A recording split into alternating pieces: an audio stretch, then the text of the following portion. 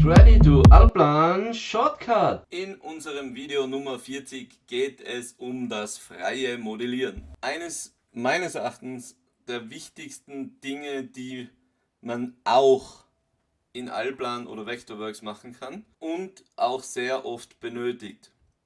Wir beginnen mit einem Rechteck oder Quadrat.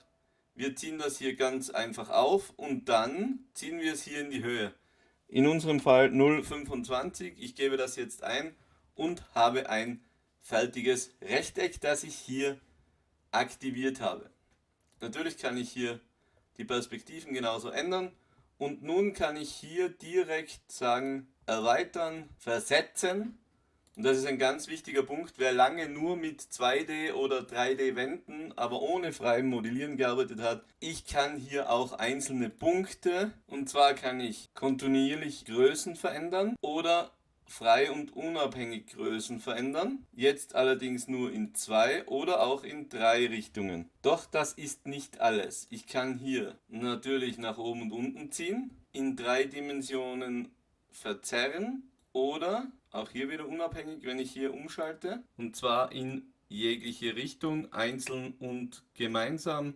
In den Ansichten zerre ich immer beide Punkte und in der Isometrie zerre ich normalerweise nur einzelne Punkte. Zum Beispiel hier kann ich einen raufziehen und jetzt kommt dabei raus, was will ich machen? Will ich diese Fläche unterteilen in verschiedene Teilelemente oder will ich die Fläche kippen?